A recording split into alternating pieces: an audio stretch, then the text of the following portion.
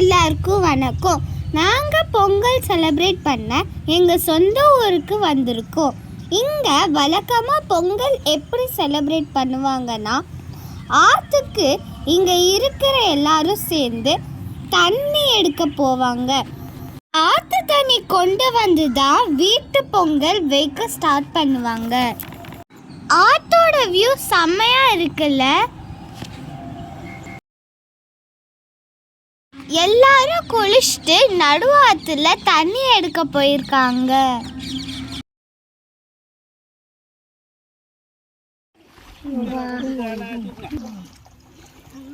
தண்ணி எடுத்துட்டு வந்து வச்சாச்சு. இப்ப படைக்க போறோம்.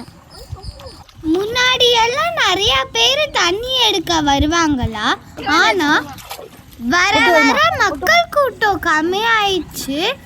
ஆனாலும் சிலர் இன்னும் இந்த முறைய மறக்காம செய்யறாங்க. இதுதான் எங்க வீடு இருக்கிற தெரு. எல்லாரும் பொங்கல் வைக்க ரெடி ஆயிட்டாங்க.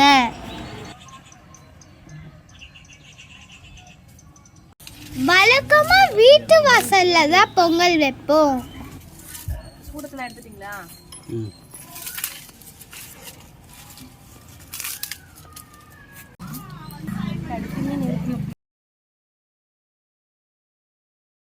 இப்ப நாங்க வெண்பொங்கல் சக்கரை பொங்கல் ரெண்டுமே செய்ய போறோம்.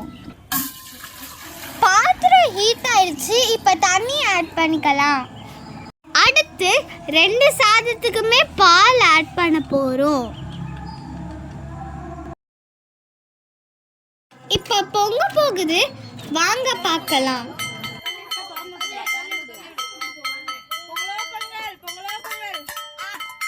அடுத்து வெண்பொங்கலும் பொங்க போகுது. இப்ப நாங்களாம் அரிசி போட போறோம். நான் ஃபர்ஸ்ட் அரிசி போடுறேன்.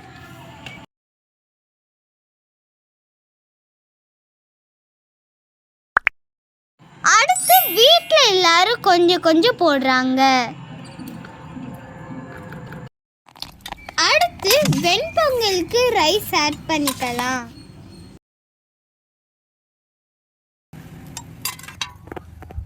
ரெண்டு சாதமும் நல்லா வெந்து கொதிக்க ஆரம்பிச்சிருச்சு. அடுத்து சக்கரை பொங்கலுக்கு வெல்லம் ஆட் பண்ணிக்கலாம். அதோட தேவையான அளவு உப்பு ஆட் பண்ணிக்கோங்க. வெல்லம் ஆட் பண்ணியாச்சு. இப்ப சக்கரை பொங்கலை நல்லா மிக்ஸ் பண்ணி விட்டுக்கலாம்.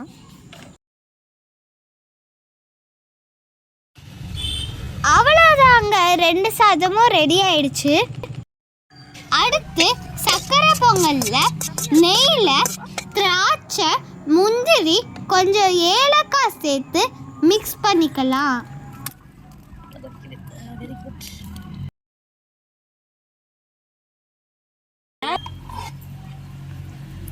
வெண்பொங்கல் சூப்பரா ரெடி ஆயிடுச்சு.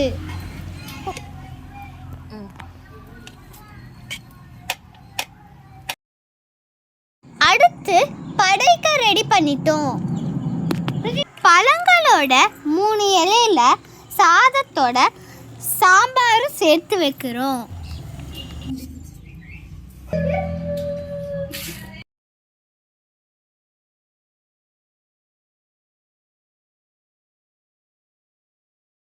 அடுத்து வெண்பொங்கல்ல சூரியனுக்கு படைக்க போறோம்.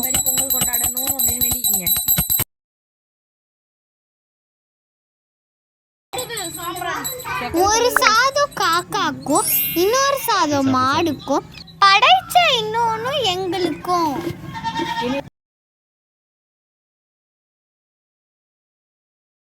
சக்கரை பொங்கலை வீட்டுல இருக்கிற சாமிக்கு படைச்சிட்டு சாப்பிட போறோம். எல்லாருக்கும் பொங்கல் நல்வாழ்த்துக்கள். நெக்ஸ்ட் வீடியோல பார்க்கலாம்.